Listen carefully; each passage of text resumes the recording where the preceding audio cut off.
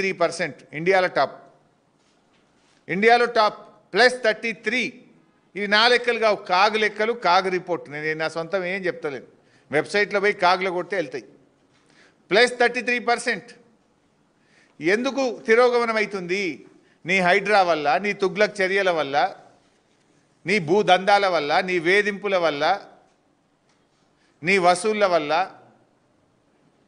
ఇలా stamps and registration తగ్గింది, GST తగ్గింది, రోడ్ ట్యాక్స్ తగ్గింది. ఎందుకు తగ్గుతున్నాయి? అది రివ్యూ చేసుకో. కేసీఆర్ గారి పాలనలో రాష్ట్ర ప్రభుత్వ తలసరి ఆదాయం 1,24,000 నుంచి 3,47,000 కోట్లకు 3,47,000కు పెరిగింది కేసీఆర్ పాలనలో.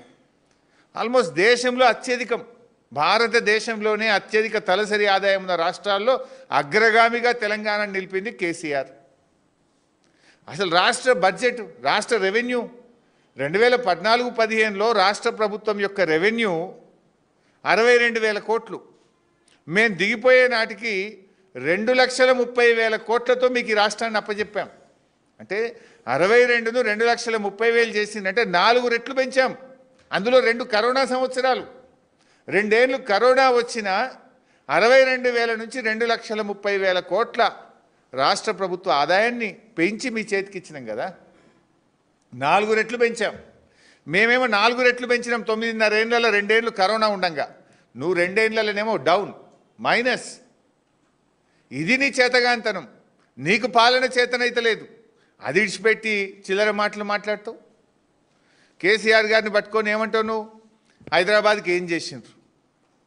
అసలు హైదరాబాద్ కేసీఆర్ ఏం చేసిండో చెప్తా విను ఒకసారి. లిస్ట్ అంతా చదువుతా. నువ్వు ఏం చేసినా హైదరాబాద్ పైన కేసీఆర్ ముద్రను చెరిపేయడం నువ్వు కాదు కదా, నీ తాత జేజమ్మ తరం కూడా కాదు. అసలు నీ ఇంట్లో కిటికీలకెళ్ళి చూస్తే కనబడే తీగల వంతెన ఎవరు కట్టినరు? నీ ఇంట్లో కిటికీలకెళ్ళి చూస్తే కనబడే తీగల వంతెన కట్టింది కేసీఆర్ కాదా? రోజు పొద్దున నీ ఇంటికి పోయేటప్పుడు ఎడమ చేయిన కనబడే టీ హబ్ కానీ, నువ్వు పోతున్న స్టీల్ బ్రిడ్జ్ కేసీఆర్ గారు కట్టింది కాదా? ఎవరు కట్టినరు? అసలు ఏమనంటే ప్రగతి భవన్ అంటాడు. మరి నువ్వెందుకు కడుతున్నావు నాయన? ఆ ప్రగతి భవన్లో ఇప్పుడు ఉంటుంది నీ డిప్టీ సీఎమే కదా. ఈయన గారు ఇప్పుడు MCHRDలో 100 కోట్ల రూపాయలతో క్యాంప్ ఆఫీస్ కడుతుండు. నీకు అసలు మాట్లాడే హక్కు ఉందా? నువ్వెందుకు 100 కోట్ల రూపాయలతో MCHRDలో క్యాంప్ ఆఫీస్ కడుతున్నావు? అసలు అది స్టార్ట్ చేసింది 30 కోట్లు. అంచనాలు 3 అంతలు పెరిగి ఇప్పుడు 100 దాటుతుంది. అది దానికి రోడ్ వైండింగ్ చేస్తుండు. ఇంకా దీనికి సమాధానం ఏంది?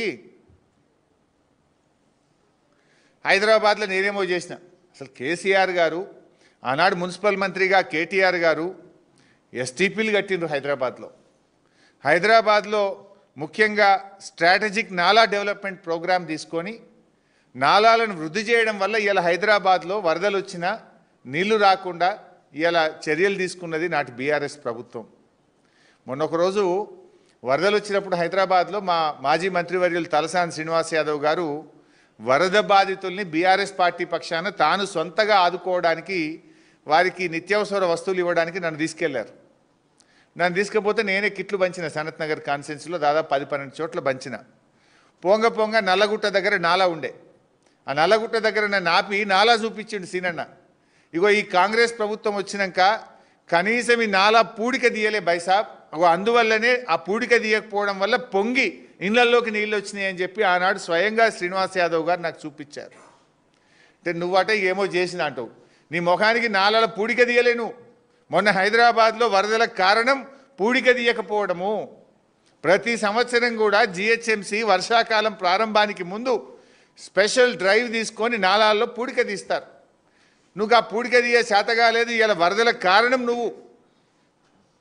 ఇంకా నేనట ఏదో చేసినా అని ముఖ్యమంత్రి గారు మాట్లాడుతూ ఉన్నాడు. ఉద్యోగాల నోటిఫికేషన్ల మీద ఊకదంపుడు ఉపన్యాసాలే తప్ప అసెంబ్లీలో విడుదల చేసిన జాబ్ క్యాలెండర్లో ఒక్క ఉద్యోగమన్నా రిలీజ్ చేసినావా? అసెంబ్లీ జాబ్ క్యాలెండర్ నువ్వు ఇచ్చినావు కదా.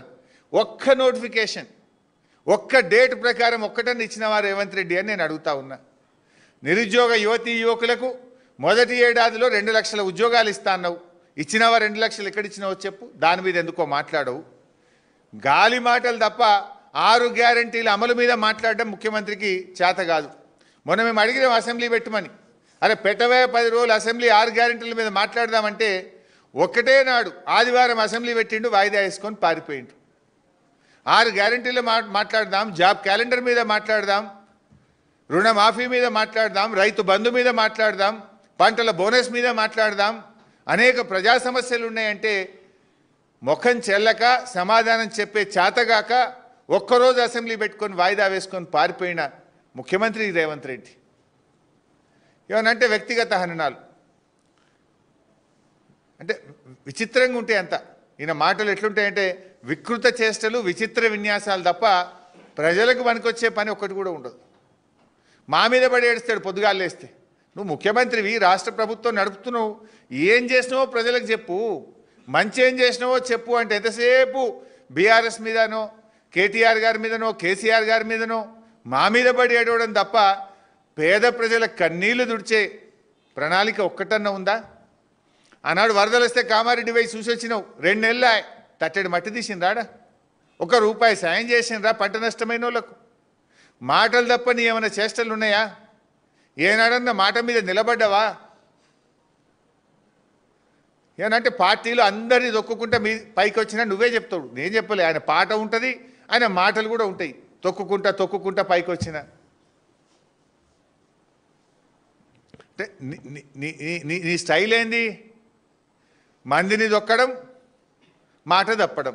ఇది రేవంత్ రెడ్డి నైజం. రేవంత్ రెడ్డి కరెక్ట్గా ఏదైనా ఒక టైటిల్ ఇవ్వాలంటే మందిని దొక్కుడు, మాట తప్పుడు రేవంత్ నైజం. ఇంతకు మించింది ఏమైనా ఉన్నదా? దాన్ని ఎందుకు ఇంకా మాకు ఆపాదించే ప్రయత్నం చేస్తాడు చిల్లర మాటలతోని. నిన్న పాపం ఫీజు రియంబర్స్మెంట్ గురించి 2 ఏళ్ళకెళ్ళి కాలేజీ వాళ్ళు బతిలాడుతున్నారు. నిన్ను దండం పెట్టిండ్రు, దరఖాస్తు పెట్టిండ్రు, నీ ఇంటి చుట్టూ తిరిగిండ్రు, నీ మంత్రులను బతిలాడిండ్రు, నీ అధికారులను బతిలాడిండ్రు. పాపం వాళ్ళు కాలేజీలు నడిపే పరిస్థితిలో లేరు. లెక్చరర్ల జీతాలు ఇవ్వలేకపోతున్నారు. కరెంటు బిల్లులు, మున్సిపల్ ట్యాక్స్ కట్టలేని పరిస్థితి వచ్చింది. చివరికి సమ్మెకు పోతామంటే వాళ్ళ మీద గుండాగిరి, వాళ్ళను బెదిరింపులకు గురి చేస్తూ ఉంటాడు. అంటే ప్రశ్నించే వారి మీద పగబట్టడం. నీ ఫెయిల్యూర్స్ను ఒకవేళ ప్రతిపక్షం అడిగితే ప్రతిపక్షం మీద రుద్దే ప్రయత్నం చేస్తాడు. బీఆర్ఎస్ బకాయిలు పెట్టింది అంటాడు. నేను ఇంకో మాట అన్నట్టున్నాడు, 10,000 కోట్ల బకాయిలు ఉన్నాయని అబద్ధాలు చెప్తుండ్రు, కేవలం 3,600 కోట్లు ఉన్నాయని నిన్న ప్రెస్ మీట్లో రేవంత్ రెడ్డి గారు చెప్పారు. నేను ఛాలెంజ్ చేస్తున్నా రేవంత్ రెడ్డి, మాట్లాడదామా దాని మీద? బహిరంగ చర్చకు సిద్ధమా? దాదాపు 8,000 కోట్లకు పైగా ఉన్నాయి. అయినా బీఆర్ఎస్ ప్రభుత్వము కరోనా వచ్చినా, కష్టం వచ్చినా 20,508 కోట్ల రూపాయల fee reimbursement చెల్లించింది. 20,508 crores we have paid for fees reimbursement. అరే నువ్వు ₹2 ఇవ్వపోతేవి, నువ్వు 2 ఏళ్లలో ₹2 ఇవ్వలే. నువ్వు కరోనా వచ్చినా, ఏ తిప్పలు వచ్చినా, పెద్ద నోట్ల రద్దు జరిగినా, ఆర్థిక మాంద్యం ఉన్నా ఏ రోజు కూడా ఫీజు రియంబర్స్మెంట్ బీఆర్ఎస్ ప్రభుత్వం ఆపలేదు. ఎస్సీ, ఎస్టీ, బీసీ, మైనార్టీ పిల్లలు చదువుకుంటున్నారు, ఆ పిల్లల భవిష్యత్తు ముఖ్యమని చెప్పి నాడు బీఆర్ఎస్ ప్రభుత్వం చెల్లించింది. నీకేమైంది? నువ్వు బడా కాంట్రాక్టర్లకు, కమిషన్లకు, బీహార్కు డబ్బులు పంపేది ఉంటే పోయిన నెల ఎన్ని బిల్లులు ఇచ్చినావు చెప్పు నాకు. నువ్వు పోయిన నెలలో పెద్ద కాంట్రాక్టర్లకు నువ్వు ఇచ్చిన బిల్లు ఎంతో వైట్ పేపర్ రిలీజ్ చేయి. హర్యానా ఎలక్షన్ రాగానే పెద్ద కాంట్రాక్టర్ల బిల్లులు పోతాయి, మహారాష్ట్ర ఎలక్షన్ ముందు పెద్ద కాంట్రాక్టర్ల బిల్లు పోతాయి, ఇప్పుడు బీహార్ ఎలక్షన్ వస్తే దాంట్లో పెద్ద కాంట్రాక్టర్లకు బిల్లులు పోతాయి. ఈ గరీబ్ పిల్లలకు, ఎస్సీ, ఎస్టీ, బీసీ పిల్లలకి ఇవ్వమంటే నీకు స్కాలర్షిప్ డబ్బులు ఇవ్వమంటే నీకు ఉండయా? నీకు అంటే పిల్లల చదువులు ముఖ్యమా, నీకు కమిషన్లు ముఖ్యమా? Command release the white paper. Maharashtra ఎన్నికల ముందో, హర్యానా ఎన్నికల ముందో, నిన్న బీహార్ ఎన్నికల ముందు బడా కాంట్రాక్టర్లకు నువ్వు ఇచ్చిన బిల్ ఎంత, నువ్వు కొట్టిన కమిషన్లు ఎంత? అరే బీఆర్ఎస్ ఇచ్చింది కదా. కరోనా ఉంటే కూడా మేము 9.5 ఏళ్లలో 20,508 కోట్ల రూపాయలు మేము ఇచ్చినాం కదా ఫీజు రియంబర్స్మెంట్. నువ్వెందుకు ఇవ్వలేకపోతున్నావు? అదే ప్రభుత్వమే కదా, అదే ఆదాయం కదా. ఆనాడు బీఆర్ఎస్ ఇచ్చింది ఎట్లా, నువ్వు ఇయ్యవెట్లా? అంటే నీ ప్రాధాన్యతలు వేరే ఉన్నాయి, నీ ఆలోచన విధానం వేరే ఉన్నది. మాటలు ఎస్సీ, ఎస్టీ, బీసీ, చేతలంతా బడా బాబులు, ఢిల్లీకి మూటలు మోసుడు, నీకు చేతన అయితే లేదు. ఇప్పుడు ఏమంటాడు, మొన్నెప్పుడో లాస్ట్ టైం ఉద్యోగులు అందరూ కూడా ప్రభుత్వ ఉద్యోగులు మా ఎరియర్స్ ఇవ్వండి, మా డిఏలు ఇవ్వండి, మా పిఆర్సీ ఇవ్వండి అని అడిగినారు. ఈ దేశంలో 5 డిఏలు పెండింగ్ ఉన్న ఒకే రాష్ట్రం తెలంగాణ రాష్ట్రం. అవి ఇవ్వమంటే నన్ను కోసుకొని తింటారా, నా దగ్గర ఏం లేవు అన్నాడు. నిన్న కూడా ఈ కాలేజీలో అడిగినారు.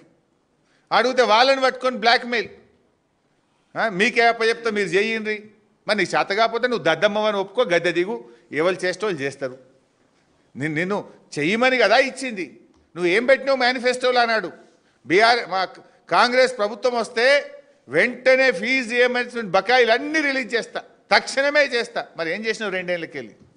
బకాయిలు ఇయ్యలే, కొత్త ఇయ్యలే, ₹1 ఇయ్యలే. నువ్వు పిల్లల జీవితాలతో ఆడుకుంటున్నావు.